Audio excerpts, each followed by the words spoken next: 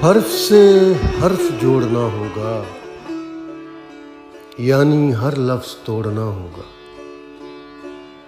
सिर्फ मुंह मोड़ना नहीं काफी, अब रुए फिक्र मोड़ना होगा। सच की बुनियाद देखनी है तो झूठ का रस निचोड़ना होगा।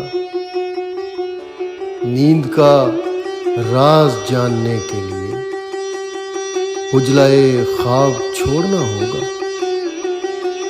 पैर में जान डालनी होगी, आबिला खुद ही फोड़ना होगा। कद्र की मैं उड़ेलनी होगी, जब्र का जाम तोड़ना होगा। हम कहीं भाग तो नहीं सकते, हाँ हमें तेज दौड़ना होगा।